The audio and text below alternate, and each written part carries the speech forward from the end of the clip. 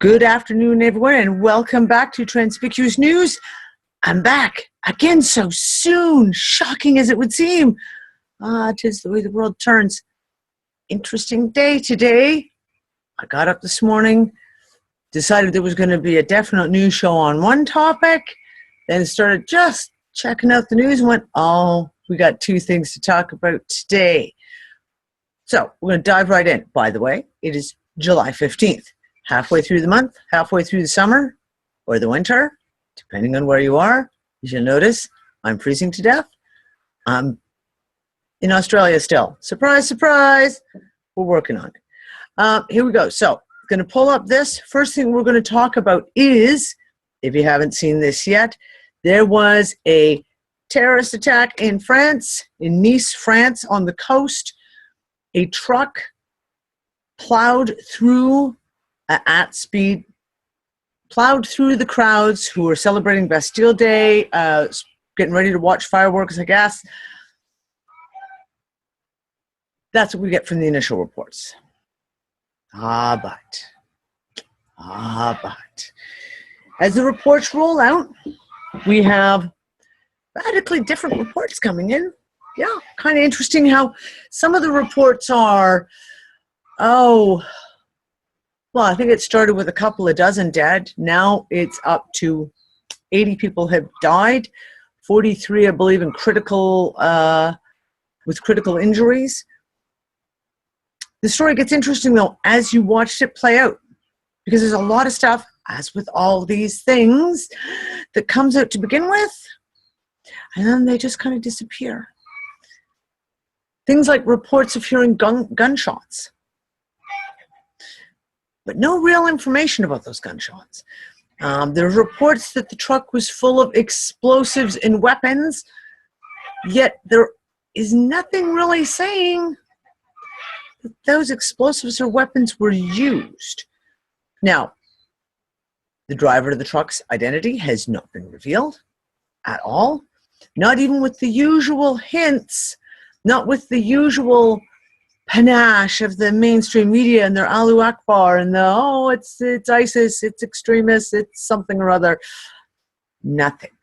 Not a single word is being said right now. Initial report said there were two hostage situations going on at the same time, one in a hotel there and one in a restaurant. They were later confirmed hours later. No, there wasn't actually any hostage situations. Reports by that the French government and police were telling people, please stop posting pictures on the internet, videos on the internet, out of respect for the victims. Yeah, not really buying that. Find it interesting that because people ran the way they did when the incident happened, possibly the police didn't have a chance to gather up all the cell phones like they usually do. They weren't able to keep people quite contained as they usually do. Anyways, I'm just hypothesizing. Let's just say there has been a lot of talk, not very much information, i.e. the 80 people who are dead, how did they die? Usually you get kind of a, pardon the pun, blow by blow of gunshot wounds. They were blown up. There was an explosion. They got killed when they got run over by the truck. None of that's really being said in this. There's a lot of really huge gaping holes. A lot. But the biggest telltale of them all, oh, here we are. Sorry, guys, give me a second here. The moment it happened, French President François Hollande immediately extended the state of emergency in France for another 3 months. Immediately. Now, if you've been following the reports that we've been talking about, the Friday the 13th terrorist attack in Paris, which of course started this whole state of emergency, which has given the government very specific powers of control over media, over the people, over communications, borders. And that was supposed to have only lasted for 3 months. And then, and unfortunately, guys, I apologize fully and completely for this one. I did not follow the story through. Last I had been looking at it, Hollande was trying to extend the martial law, state of emergency, in France a few months ago. He was trying to have it made indefinite, with an indefinite time period. I believe that was overturned, but I can't seem to find anywhere that says when that end of that state of emergency would have come into effect. So I find it very interesting now that he has immediately extended the state of emergency in France for another 3 months. Interesting. Like I said, got a lot of questions about this. Little questions like, at the exact same time in Paris, when they're doing, it's Bastille Day in France, which is their big national day where they do all the fireworks. A truck, a fireworks truck, purportedly, beside the Eiffel Tower, caught on fire somehow, which led to billows and billows of smoke and flame encompassing the Eiffel Tower, which is, of course, the quintessential monument of representation of France, which in and of itself, I thought, oh, really? Do I believe that there was just accidentally a truck caught on fire full of fireworks below the Eiffel Tower when there's a terrorist attack happening in Nice? Do I believe this? Yeah, no, not really. I kind of find it hard to follow through on that one, but it is what it is. We'll keep an eye on it. We're going to keep an eye on it. Now, we're going to talk about what I really want to fucking talk about. What the hell is with this Pokemon shit? I swear to God, you take a little leave of absence from the media world for a month. Next thing I know, my Facebook, my social, it's like, all it is Pokemon, Pokemon, Pokemon. I'm like, oh, what the hell has happened? So, in case you hadn't noticed, there's a new video game out called Pokemon Go. I'm not going to give you the details because, quite frankly, I don't give a fuck. I'm not a video game person. But let's just talk a little bit about what Pokemon Go is doing, why it's out there, and why everyone's using it, and why Nintendo just made $8.7 billion in profits in 2 days from Pokemon Go. We're not even going to get into. I mean, the premise of this game is it's like a virtual reality game that you put on your phone or your tablet, your smartphone, and basically you got to walk around everywhere looking in your phone, using your phone's camera to find the hidden Pokemons that are hidden all over the place. Apparently they're hidden all over the world, down streets, in the middle of rivers, up on top of mountains, inside government buildings. That's the premise. Now, besides, just besides the fact that in the 1 week since this has been launched, there has been a ridiculous amount of car accidents because of morons playing Pokemon Go while driving, or vice versa, not paying attention as they're walking around and walking out into traffic and getting run over by cars while playing Pokemon Go. Not only have smart muggers figured out how to set themselves up in places where the Pokemon Go is going to lead people to, and then lay in wait for people and mug them when they get there to find their little Pokemon. Yes, it did happen multiple times. Hell, one person even found a dead body while looking for a Pokemon Go. So regardless of the complete asinineness of this game and the people, people being complete and utter morons playing this game and completely not paying attention to their surroundings, while walking, while driving, while doing all kinds of shit, apparently. That's one level. But let's just talk a little bit about the technology that's being used, who's behind Pokemon Go, and why you may want to, stomp it out of your phone. Okay, first off, really excellent article by, hold on guys, I'm having, again, issues with my computer. This is the Colbert Report, the Corbett Report, James Corbett. Excellent fucking article talking about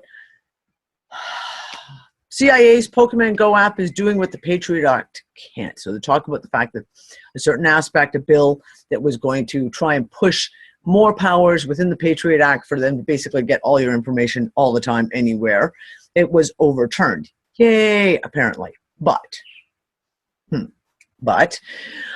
it just failed. They just come at it a different way. All they did was invent a video game. So let's just take a look at this. I'm going to pull this down here, okay? We're going to talk about the policy, the privacy policy, which says, of Pokemon Go, says that we may disclose any information about you or your authorized child that is in our possession or control to government or law enforcement officials or private parties. Yeah. Now, here's the other piece here. The app requires an excessive amount of permissions on the user's device, including the ability to read your contacts. Why does the app need to know all who you've got in your contacts? Find accounts on your device and access your camera. The app even requires full access to a user's Google account, which it can then use to read your emails, send emails from your account, browse your Google Drive documents and photos. But apparently that's just a mistake. And they're working on this little problem because, you know, it was a mistake that all of a sudden it had full access to your entire life online. Okay, but let's go down here. The maker of the app is Niantic Labs. They were pardon me, apparently I can't read today. That's because until last year, they were an internal startup of none other than Google, the NSA-linked Big Brother company. Even now, Google remains one of Niantic's major backers. Niantic was funded by John Hanke, who is the founder of Keyhole, which is a very, very important bit that you need to know. The mapping company, which was created from seed money from the In-Q-Tel, the CIA venture capital arm. That's right. Well, we've talked about In-Q-Tel before. I did a report on In-Q-Tel back in April about how In-Q-Tel, the CIA's investment fund capitalist group, was funding a new skincare. It was a new skincare line that would read your DNA. Sound fun? Yeah, so In-Q-Tel. Now, let's just go on with this. This really does get quite interesting. Pardon me for a second. So, it was created by Niantic, okay, which was founded by Keyhole Inc., John Hanke, okay? And Keyhole Inc. was funded by Sony, Nvidia, as long as a large chunk of money coming from the CIA venture capital In-Q-Tel, with them receiving a majority of their funding from the National Geospatial Agency. Now, let us not get lost here. The National Geospatial Agency, which most people probably haven't heard of, and apparently my computer is loading really slow, okay, is both a combat support agency under the United States Department of Defense and an intelligence agency of the United States intelligence community. Distribution of geospatial intelligence, GeoInt, for a cute little acronym, in support of national security. NGA was known as the National Imagery and Mapping Agency until 2003. Keep that date in mind. So, let's go on with this. Okay, go over here. Let's take a look here. Sorry, guys, unfortunately, my computer is doing something really glitchy, and it's taking a while to load the pictures up. Let's talk about a little bit of the history of this stuff, okay? So, we have this article here, and I'm going to put all the links to all of these articles because we're only picking out a few of the pieces to talk about today, but trust me, there's some doozies in this. Now, first of all, this article is talking about Google being used by all the alphabets, the security alphabets. Now, let me just find this one section again, guys. Sorry, it all decided to scroll down on me. Bear with me. Sorry, this is quite a long article, and like I said, I lost my spot. I had it all perfect. Okay. So we have the whole history, at the exact same time that Google was trying to improve the NSA's internal search capabilities, because Google works hand in hand with the NSA, the FBI, the CIA, the alphabet soup guys. The company was in negotiations with two other intelligence agencies, the Central Intelligence Agency and the National Geospatial Intelligence Agency, oh, the NGA again, a close cousin of NSA that primarily deals with geospatial satellite intel for both combat and civilian operations. Okay, these negotiations had to do with Google's purchase of Keyhole. It was a tiny tech startup that developed 3D mapping technology. These guys, okay, this guy's Keyhole, created by the same guy as this lovely video game we're talking about, was actually on the verge of bankruptcy when Google bought them out. Okay, verge of complete bankruptcy. It's hard to imagine that Google didn't realize that its acquisition of Keyhole guaranteed, if not mandated and contractually required, close collaboration with U.S. intelligence and military agencies. Indeed, the intelligence community's involvement in the development of Keyhole technology continued unabated after it was absorbed into Google. Okay, so then we'll go through here. Do you want to know what happened to Keyhole? Keyhole is what became Google Earth. And as soon as they launched that, as soon as Keyhole was snafu'd up, do you know what it was used for? It was immediately used to plot out and plan the invasion of Iraq in 2003. That's right. So this lovely video game that everyone's walking around playing right now was invented by the man who invented Google Earth and Keyhole, that is was openly funded by the CIA, was openly funded by various alphabet soup agencies, who are now cooperating with Google in a broad military-based organizational scheme using all of Google's technology, such as Google Earth, and spatial recognition technology that they use on your phones, i.e., when you play a stupid video game that you give them control of your camera and then walk around going like this with, telling them exactly where you are, giving them full access to everything that you have, everything you know, and everything you've ever done. Now, there's a lot of people who are going to want to say things like, oh, Danny, you're just such a killjoy. You're just such a killjoy. Look at, we're just having fun. We just want to play a video game. We just want to fill out these online ridiculous, surveys on Facebook about, which Star Wars character are you? And what TV show character are you? And if you were a flower, what flower would you be? And not realizing, a lot of us have been saying this for years, these are meta data gathering programs, gathering up your information. Every time you sign into one of these little cute little quizzes, you are signing into terms and conditions which allow them to look into your Facebook, your Twitter, your Instagram, your name a social media program. Every time you use these, you are giving them permission to use everything they have on you. Pokemon Go, no different. As a matter of fact, even more so. All you have to do is actually take the time and read those terms and conditions that you're signed on to. Now, there's a lot of people who take the stance, and I was guilty of it for a long time. I had these words actually came out of my mouth multiple times myself over the years of, oh, I'm a law-abiding citizen. I have nothing to hide. So if they want to go look at my Facebook, that's fine. They're just going to see what I had for dinner last night. And that's what you say, perhaps now. But is that what you're going to say 6 months from now?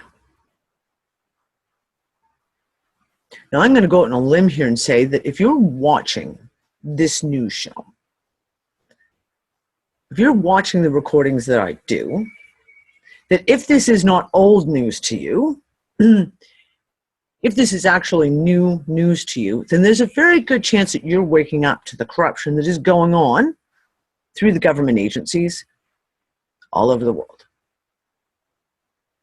And there's a very good chance that as you wake up, you're going to start making very, very different decisions in your life.